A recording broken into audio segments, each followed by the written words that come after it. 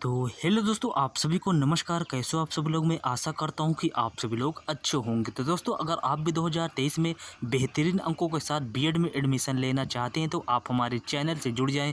Channel को subscribe जरूर कर लें। इस चैनल के माध्यम से यूपी बीएड एंट्रेंस एग्जाम की तैयारी कराई जा रही है और जितनी भी यूपी बीएड एंट्रेंस एग्जाम से संबंधित अपडेट होगी वो अपडेट आपको इस चैनल के माध्यम से सबसे पहले देखने को मिलेगी। तो आज की क्लास में हिंदी भाषा प्रैक्टिस सेट के टॉप 50 क्वेश्चन आपके लिए मैं लाया हूं। तो आप सभी लोग इस क्लास को पूरा जरूर देखेगा और इन 50 क्वेश्चनों में से आपके जितने भी क्वेश्चन सही होते हैं आप लोग अपना नाम और स्कोर कमेंट बॉक्स में मुझे जरूर बताना। तो चलिए ज़्यादा देरी न लेते हुए इस क्लास को स्टार्ट करते हैं और देखते हैं पहला क्वेश्चन क्या है।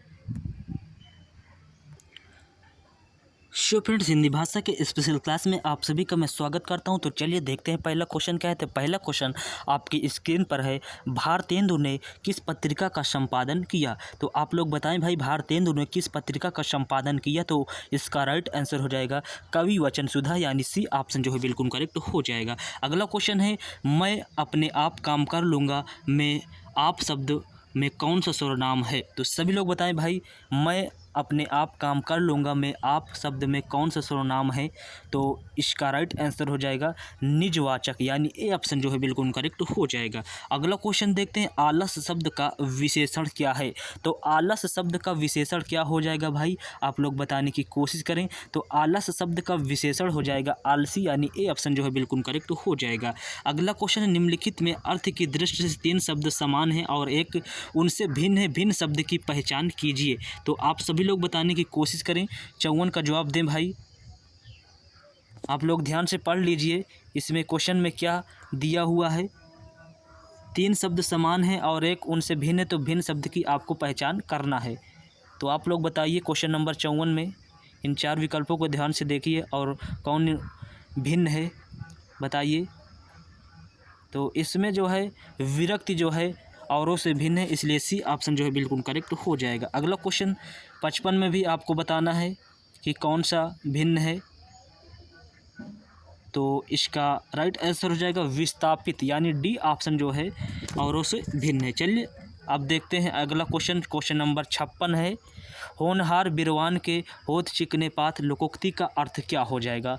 आप लोग बताएं भाई। तो इसका अर्थ हो जाएगा होनहार बालक के लक्षण बचपन से ही प्रकट होने लगते हैं, बी ऑप्शन बिल्कुल करेक्ट हो जाएगा। अगला क्वेश्चन है, जहां अनेक वर्णों की आवृत्ति केवल एक बार होती है वहां होता है। तो वहां क्या होता है। जहां अनेक वर्णों की आवृत्ति केवल एक बार होती है तो कौन सा अलंकार होता है। तो जो है 6 का अनुप्रास अलंकार होता है, सी ऑप्शन जो है बिल्कुल करेक्ट हो जाएगा। अगला क्वेश्चन है, शुद्ध वाक्य चुनिए। तो आपको जो है शुद्ध वाक्य चुनना है इन 4 ऑप्शनों में। तो इसमें से जो है वेदों को 6 अंग माने जाते हैं, यही जो है शुद्ध वाक्य है, यानी ये ऑप्शन जो है बिल्कुल करेक्ट हो जाएगा। अगला क्वेश्चन है, गलत युग्म चुने। तो गलत युग्म आपको चुनना है यहाँ पर। तो साकेत ये बिल्कुल सही है, मैथिली शरण गुप्त जी की है। कामायनी भी जयशंकर प्रसाद जी की है। रंगभूमि ये महादेवी वर्मा की नहीं है। गोदान प्रेमचंद जी की है। तो रंगभूमि ये महादेवी वर्मा की नहीं है, ये प्रेमचंद का एक उपन्यास है, इसलिए सी ऑप्शन जो है बिल्कुल करेक्ट हो जाएगा। अगला क्वेश्चन देखते हैं, उपसर्ग रहित शब्द कौन सा है। उपसर्ग रहित शब्द कौन सा है भाई, आप लोग बताएं भाई, उपसर्ग रहित शब्द कौन सा है। तो इसका राइट आंसर हो जाएगा सुखी, यानी ए ऑप्शन जो है बिल्कुल करेक्ट हो जाएगा। चलिए अब अगला क्वेश्चन ध्यान से पढ़ते हैं, क्या निर्देश दिया हुआ है। तो निम्नलिखित वाक्य में से कुछ में त्रुटियां हैं और कुछ ठीक हैं। त्रुटि वाले वाक्य के जिस भाग में त्रुटि है उसके अनुरूप अक्षर ए बी सी वाले विकल्प को चुनिए। यदि वाक्य में कोई त्रुटि न हो तो विकल्प डी चुनिए। तो क्या दिया हुआ है, यदि वाक्य में कोई त्रुटि न हो तो विकल्प डी आपको चुनना है। तो सभी लोग बताएं भाई, 61 का जवाब देने की कोशिश करें। अब आप निर्देश अच्छे से पढ़ लिए होंगे तो आप बताएं, 61 का जवाब देने की कोशिश करें। यहाँ दिया हुआ है कि यदि वाक्य में कोई त्रुटि ना हो तो विकल्प डी आपको चुनना है। तो इसका राइट आंसर हो जाएगा पूर्ववत सा संकुचित अर्थ, यानी सी ऑप्शन जो है बिल्कुल करेक्ट हो जाएगा। अगला क्वेश्चन देखते हैं। तो चलिए क्वेश्चन नंबर 62 का जवाब दें भाई। अगर कोई त्रुटि ना हो तो आपको ऑप्शन डी चुनना है। तो इसका राइट आंसर हो जाएगा भारतीय किसान आजीवन भर, यानी ए ऑप्शन जो है बिल्कुल करेक्ट हो जाएगा। चलिए अगला क्वेश्चन देखते हैं। तो अगला क्वेश्चन भी है 63 में, आपको बताना है। तो 63 का राइट आंसर हो जाएगा देने का अनुग्रह करें, यानी सी ऑप्शन जो है बिल्कुल करेक्ट हो जाएगा। चलिए अब फिर निर्देश पढ़ते हैं। तो क्वेश्चन नंबर 64 और 65, निम्नलिखित शब्दों के आगे 4 शब्द दिए गए हैं, इनमें से उचित समानार्थक पर्याय चुनकर चिन्हित करें। तो दूध का बताइए भाई, दूध का समानार्थक पर्याय बताइए क्या हो जाएगा। इसका राइट आंसर क्या हो जाएगा। तो इसका राइट आंसर हो जाएगा स्तन्य, यानी डी ऑप्शन जो है बिल्कुल करेक्ट हो जाएगा। चलिए हाथ का बताइए, क्वेश्चन नंबर 65 में हाथ दिया हो तो हाथ का बताइए। तो हाथ का राइट आंसर हो जाएगा पहाड़ी, यानी ए ऑप्शन जो है बिल्कुल करेक्ट हो जाएगा। अनुकूल शब्द का विलोम शब्द है, तो अनुकूल शब्द का विलोम शब्द क्या हो जाएगा। तो अनुकूल शब्द का विलोम हो जाएगा प्रतिकूल, यानी ए ऑप्शन जो है बिल्कुल करेक्ट हो जाएगा। अगला क्वेश्चन है आगे डैश डैश डैश पीछे खाई मुहावरे के रिक्त स्थान पर सही शब्द होगा। तो आगे कुआं पीछे खाई मुहावरे के रिक्त स्थान पर सही शब्द होगा, यानी कुआं जो है यहाँ आएगा रिक्त स्थान पर, इसलिए सी ऑप्शन जो है बिल्कुल करेक्ट हो जाएगा। अगला क्वेश्चन आपके स्क्रीन पर है, चोर की दाढ़ी में तिनका लोकोक्ति का सही अर्थ है। तो चोर की दाढ़ी में तिनका लोकोक्ति का सही अर्थ क्या हो जाएगा।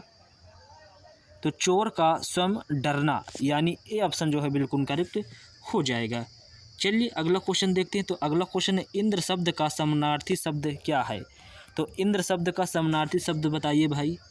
तो इंद्र शब्द का समानार्थी शब्द हो जाएगा शक्र, यानी सी ऑप्शन जो है बिल्कुल करेक्ट हो जाएगा। अगला क्वेश्चन है निम्नलिखित में से शुद्ध वाक्य है।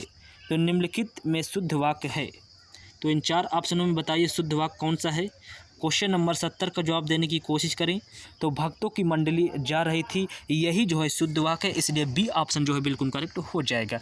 चंद्रोदय में संधि है, चंद्रोदय में संधि क्या हो जाएगी। 71 का जवाब देने की कोशिश करें। तो इसमें जो है भाई गुण संधि हो जाएगी, बी ऑप्शन जो है बिल्कुल करेक्ट हो जाएगा। निर्विवाद में कौन सा समास है। निर्विवाद में कौन सा समास है। तो इसमें कौन सा समास है आप लोग बताएं। तो इसमें जो है अव्ययी भाव समास हो जाएगा, बी ऑप्शन जो है बिल्कुल करेक्ट हो जाएगा। उत्कर्ष का विलोम बताइए भाई। उत्कर्ष का विलोम क्या हो जाएगा। उत्कर्ष का विलोम हो जाएगा अपकर्ष, यानी ए ऑप्शन जो है बिल्कुल करेक्ट हो जाएगा। अगला क्वेश्चन है जिसके द्वारा अभियोग लगाया गया हो के लिए एक शब्द है। तो जिसके द्वारा अभियोग लगाया गया हो के लिए एक शब्द क्या हो जाएगा। तो उसके लिए एक शब्द हो जाएगा अभियोक्ता, यानी डी ऑप्शन जो है बिल्कुल करेक्ट हो जाएगा। चलिए अगला क्वेश्चन देखते हैं। तो अगला क्वेश्चन है हाथ पसारना मुहावरे का अर्थ है। तो हाथ पसारना मुहावरे का अर्थ क्या हो जाएगा भाई। तो हाथ पसारना मुहावरे का अर्थ हो जाएगा मांगना, यानी ए ऑप्शन जो है बिल्कुल करेक्ट हो जाएगा। असंगत पर्यायवाची है, तो असंगत पर्यायवाची कौन सा है भाई। ईर्ष्या का, कि दाह का, कि जलन का, कि मन मुटाव का। तो असंगत का पर्यायवाची है, आप लोग बताएं भाई असंगत का पर्यायवाची क्या हो जाएगा। तो इसका राइट आंसर हो जाएगा मन मुटाव का, यानी डी ऑप्शन जो है बिल्कुल करेक्ट हो जाएगा। चलिए अगला क्वेश्चन देखते हैं। तो अगला क्वेश्चन है जिस विकारी शब्द के प्रयोग से हम किसी वस्तु के विषय में कुछ विधान करते हैं उसे कहते हैं। क्वेश्चन है जिस विकारी शब्द के प्रयोग से हम किसी वस्तु के विषय में कुछ विधान करते हैं उसे कहते हैं संज्ञा सर्वनाम क्रिया की विशेषण। तो उसे क्या कहते हैं भाई, आप लोग बताने की कोशिश करें। और चैनल पर नए हैं तो प्लीज़ चैनल को एक बार सब्सक्राइब करके हमारे चैनल से जुड़ जाएं। तो इसका राइट आंसर हो जाएगा क्रिया, यानी सी ऑप्शन जो है बिल्कुल करेक्ट हो जाएगा। चलिए अब वो आपको निर्देश ये पढ़ना है क्या दिया हुआ है। तो निम्नलिखित गद्यांश को ध्यानपूर्वक पढ़िए, पूछे गए प्रश्नों के लिए सही उत्तर वाले विकल्प का चयन कीजिए। तो आपको ये गद्यांश दिया गया है जिसको आपको पढ़ना है, और नीचे आपको प्रश्न दिया गया है जिसका जवाब आपको ये गद्यांश पढ़कर देना है। तो आपके एग्ज़ाम में अगर इस तरह के गद्यांश पूछे जाएँ तो आपको पहले गद्यांश नहीं पढ़ना है, पहले आपको प्रश्न पढ़ना है। तो प्रश्न क्या दिया हुआ है। तो प्रश्न दिया हुआ है कि व्यक्ति की पहचान किससे होती है। तो व्यक्ति की पहचान किससे होती है। अब जो है आपको गद्यांश पढ़ना है। तो चलिए गद्यांश को देखते हैं। तो यहाँ सबसे ऊपर ही दिया गया है कि व्यक्ति की पहचान उसकी भाषा से होती है। तो यहाँ क्या सही हो जाएगा, आप लोग देख लिए ऑप्शन में दिया गया है कि उसकी भाषा से, यानी व्यक्ति की पहचान जो है उसकी भाषा से होती, इसलिए ए ऑप्शन जो है बिल्कुल करेक्ट हो जाएगा। और अगला क्वेश्चन अब देखते हैं। तो अगला क्वेश्चन है, आदमी की भाषा से उसके बारे में क्या पता चलता है। तो आदमी की भाषा से उसके बारे में क्या पता चलता है, फिर आपको गद्यांश पढ़ना है। तो गद्यांश में दिया गया होगा, तो यहाँ देख लीजिए, व्यक्ति की पहचान तो भाषा से होती, उसके बाद भाषा संस्कार से बनती है। जिसके जैसे संस्कार होंगे वैसे उसकी भाषा होगी। जब कोई आदमी भाषा बोलता है तो उसके साथ में उसके संस्कार भी बोलते हैं। तो यानी यहाँ जो है आदमी की भाषा से उसके बारे में क्या पता चलता है, तो उसके संस्कार कैसे हैं, यही जो है बिल्कुल सही हो जाएगा। चलिए अब अगला क्वेश्चन देखते हैं। तो अगला क्वेश्चन है, भाषा के कौशल कौन से हैं। तो भाषा के कौशल कौन से हैं भाई, तो आप सभी को पता होगा, पढ़ना, लिखना, बोलना, ये सभी जो है भाषा के कौशल हैं, इसलिए डी ऑप्शन जो है बिल्कुल करेक्ट हो जाएगा। अगला क्वेश्चन है, भाषा कब सही आकार पाती है। तो भाषा कब सही आकार पाती है आपको बताना है, सभी लोग बताने की कोशिश करें। तो चलिए अब गद्यांश को पढ़ते हैं और इसका आंसर जानते हैं क्या हो जाएगा। तो आप लोग देख सकते हैं कि यहाँ दिया गया है कि केवल यांत्रिक कौशल किसी जीती जागती भाषा का उदाहरण नहीं हो सकते। सोचना और महसूस करना दो ऐसे कारक हैं जिनसे भाषा सही आकार पाती है। इसके बिना भाषा गूंगी एवं बहरी है। यानी जिनसे भाषा सही आकार पाती है, किनसे पाती है, सोचना और महसूस करना। तो चलिए ऑप्शन में देखते हैं क्या दिया हुआ है। तो भाषा कब सही आकार पाती है, तो जब मनुष्य पढ़ने, लिखने और बोलने के अतिरिक्त सोचता और महसूस करता है, यानी बी ऑप्शन जो है बिल्कुल करेक्ट हो जाएगा। अगला क्वेश्चन है, कोई भाषा किसके बिना जीवंत नहीं हो सकती। तो सभी लोग बताएं, कोई भाषा किसके बिना जीवंत नहीं हो सकती, आप लोग बताने की कोशिश करें भाई। क्वेश्चन नंबर 82 का राइट आंसर क्या हो जाएगा, तो इसका राइट आंसर हो जाएगा व्यवहार में लाए बिना, यानी डी ऑप्शन जो है बिल्कुल करेक्ट हो जाएगा। चलिए अब क्वेश्चन नंबर 83 का निर्देश पढ़ते हैं। दिए गए शब्द में प्रयुक्त उपसर्ग को चुनकर लिखिए। तो अपमान का बताइए, इसमें उपसर्ग क्या हो जाएगा। 83 का जवाब दें, तो इसका राइट आंसर हो जाएगा अप, यानी डी ऑप्शन जो है बिल्कुल करेक्ट हो जाएगा। अगला क्वेश्चन देखते हैं। तो अगला क्वेश्चन में भी निर्देश दिया हुआ है, नीचे कुछ शब्द दिए गए हैं, प्रत्येक शब्द में प्रयुक्त प्रत्यय दिए विकल्पों से चुनिए। तो घुमक्कड़ में प्रत्यय बताइए भाई, घुमक्कड़ में प्रत्यय बताइए। तो इसमें जो है अक्कड़ हो जाएगा, यानी बी ऑप्शन जो है बिल्कुल करेक्ट हो जाएगा। डिबिया में बताइए भाई, डिबिया में प्रत्यय बताइए। तो 85 का राइट आंसर हो जाएगा इया, यानी ए ऑप्शन जो है बिल्कुल करेक्ट हो जाएगा। द्विगु समास का उदाहरण है, तो द्विगु समास का उदाहरण बताइए। क्वेश्चन नंबर 86 का जवाब देने की कोशिश करें, तो इसका राइट आंसर हो जाएगा नवग्रह, यानी सी ऑप्शन जो है बिल्कुल करेक्ट हो जाएगा। चलिए अगला क्वेश्चन देखते हैं। तो अगला क्वेश्चन है, हिंदी किस लिपि में लिखी जाती है। हिंदी किस लिपि में लिखी जाती है, इसका जवाब देने की कोशिश करें। तो इसका राइट आंसर हो जाएगा देवनागरी, यानी बी ऑप्शन जो है बिल्कुल करेक्ट हो जाएगा। अगला क्वेश्चन है, सर्वनाम के कितने भेद हैं। सर्वनाम के कितने भेद हैं भाई, 6 है कि 5 है कि 7 है कि 4 है। तो सर्वनाम के कितने भेद हैं, क्वेश्चन नंबर 88 का जवाब दें। तो सर्वनाम के 6 भेद होते हैं, ए ऑप्शन जो है बिल्कुल करेक्ट हो जाएगा। अगला क्वेश्चन भी निर्देश दिया हो, निम्नलिखित शब्दों में वर्तनी के अनुसार शुद्ध शब्द का चयन कीजिए। तो आप लोग शुद्ध शब्द का चयन कीजिए 89 का। सभी विकल्पों को ध्यान से पढ़िए और शुद्ध वर्तनी का चयन कीजिए भाई। तो इसका जो राइट आंसर हो जाएगा वो हो जाएगा अनुनासिक, यानी ए ऑप्शन जो है बिल्कुल शुद्ध है। अगला क्वेश्चन है, निम्नलिखित में से कौन सा शब्द बादल का पर्यायवाची है। तो निम्नलिखित में से कौन सा शब्द बादल का पर्यायवाची है। तो इसमें से बादल का पर्यायवाची कौन सा है, तो इसका राइट आंसर हो जाएगा नीरद, यानी ए ऑप्शन जो है बिल्कुल करेक्ट हो जाएगा। अगला क्वेश्चन है, इंद्रियों को जीतने वाले के लिए एक शब्द है।